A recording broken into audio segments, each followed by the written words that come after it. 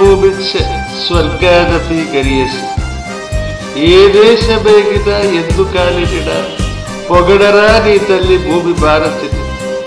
జన్మభూమి జన్మనిచ్చిన తల్లి ఇద్దరూ పూజనీయులు. అందుకే ఈ చిన్నారులు దేశ సేవ చేసి జన్మభూమి రుణము తీర్చుకోవాలన్న తపనతో ఎన్సీసీలో చేరి శిక్షణ పొందుతున్నారు. వీళ్లను సుశిక్షితులైన క్యాడెట్స్ గా తీర్చిదిద్దడంలో ప్రముఖ పాత్ర వహిస్తున్న కమాండింగ్ ఆఫీసర్ సాయి ప్రసాద్ కాజా గారు అభినందనీయులు. అంతేకాకుండా ఎన్సీసీ వారోత్సవాల సందర్భముగా రక్తదాన శిబిరాన్ని ఏర్పాటు చేసి రెడ్ క్రాస్ రక్తనిధి విజయవాడ వారిని ఆహ్వానించినందుకు రెడ్ క్రాస్ కృష్ణా తరఫున హృదయపూర్వక ధన్యవాదము. రక్తదాన శిబిరాన్ని ప్రారంభించి విద్యార్థులకు రక్తదాన ఆవశ్యకత గురించి తెలియజేశారు. ఈ శిబిరంలో ఇంకా టీబీ సిద్ధార్థ ప్రిన్సిపాల్ నాగప్రసాద్ గారు, Andhra Loyola college principal M S గారు పాల్గొన్నారు. ఈ రక్తదాన శిబిరం నిర్వహణలో సమన్వయకర్తలుగా వ్యవహరించిన ఏఓ సూర్యనారాయణ గారు, అలాగే భానుప్రకాష్ గారు అభినందనీయులు. భానుప్రకాష్ గారు ఇప్పటి వరకు 15 సార్లు రక్తదానం చేయటమే కాకుండా రక్తదానానికి విద్యార్థులను సుముఖులుగా చేయటంలో కూడా ప్రధాన పాత్ర వహించారు.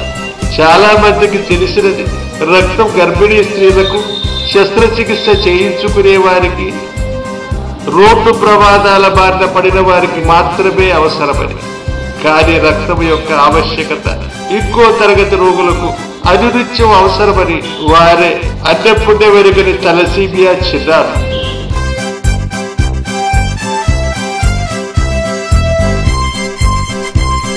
తలసీమియా చిన్నారు అన్నప్పుడే వెనుకని పసిపాపం, రక్తంలో జనులోపంతో పుడుతున్న చిన్నారు.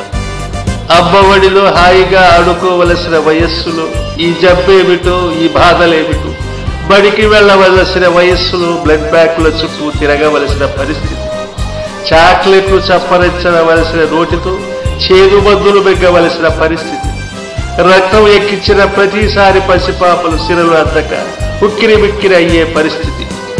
పసిపాపల ఈ దుస్థితికి కారకులు జన్మనిచ్చిన తల్లిదండ్రులే అని తెలిస్తే ఎవరికైనా మనస్సులో బాధ గూడు కట్టుకొని అది కళ్ళలో కన్నీరై సుడులు తిరగక మారదు.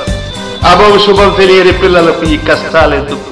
ఆడుతూ పాడుతూ గడపవలసిన వయస్సులో ఈ సూదులేమిటో, ఈ రక్త మార్పిడి ఏమిటో తరచి చూస్తే, నిజాయితీగా ఆలోచిస్తే ఆ పాపం మనదే, మొత్తంగా సమాజానిదే.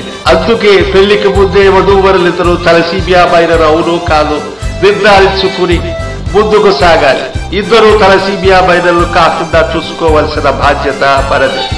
లేకపోతే మనం ఈ చిన్ని పొరపాట్లే పసిపాపల జీవితాలకి శాపమై వారి నిండు నూరేళ్ల జీవితం అర్థంతరంగా ముగింపవలసిన పరిస్థితి ఏర్పడుతుంది. జన్యు సంబంధమైన జబ్బులకు మూల కారణం వేరని కాదు, రక్త సంబంధీకుల మధ్య వివాహాలు జరగటమే.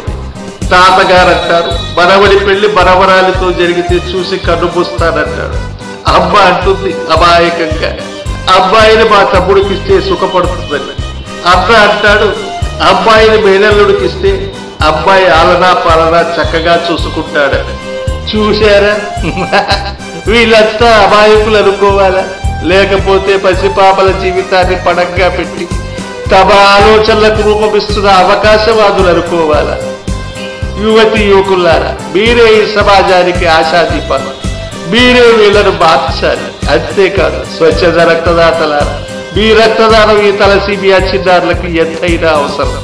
మీ రక్తదానం ఈ చిన్నారుల పాలిటి జీవన సంజీవిని అని మరువద్దు. ప్రతి క్షణము అమూల్యం, మీ ప్రతి అడుగు అపురూపం. మీ రక్తదానం ఈ చిన్నారులకు మీరిచ్చే అపూర్వమైన కానుక. అందుకే ఎక్కువ సంఖ్యలో స్వచ్ఛంద రక్తదాతలు ముందుకు వచ్చి రెడ్ క్రాస్ రక్తనిధికి మీ ఆపద హస్తం అందించి రెడ్ క్రాస్ ఈ చిన్నారులకు చేస్తున్న సేవలు మీరు భాగస్వాములు కంటే ప్రతి క్షణము ఒక తలసీమియా చిన్నారి మీ రక్తదానం కోసం ఎదురు చూస్తున్న సత్యాన్ని మరువద్దు. అలాగే మీ అందరూ సదా ఈ చిన్నారులను వెన్నంటే ఉంటామనే నమ్మకాన్ని, ధైర్యాన్ని ఈ చిన్నారులలో కలిగించండి.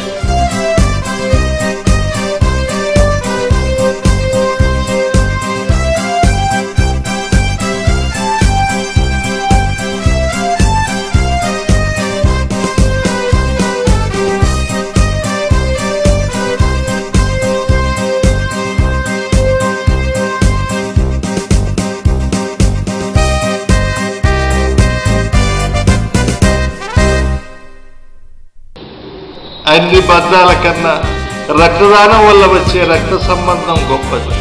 మీ రక్తదానం వల్ల ప్రాణాలను కాపాడుకున్న వ్యక్తి అతని జీవిత కాలం మిమ్మల్ని గుర్తించుకుంటాడన్న సత్యాన్ని గుర్తించుకోండి.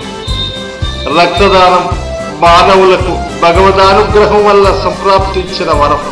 అందుకే స్వచ్ఛంద రక్తదాతలారా, మీ ఆపన్న హస్తం అందించి రక్తం అవసరమైన వారిని ఆదుకోండి. మీ రక్తదానం ముఖ్యంగా తలసీమియా చిన్నారులకు జీవన సంజీవని అని మరవద్దు. ఎందరో అన్యం పుణ్యం ఎరుగని చిన్నారులు మీ రక్తదానం కోసం ఎదురు చూస్తున్నారన్న సత్యాన్ని మరవద్దు. మీ అందరికీ నా హృదయపూర్వక ధన్యవాదాలు.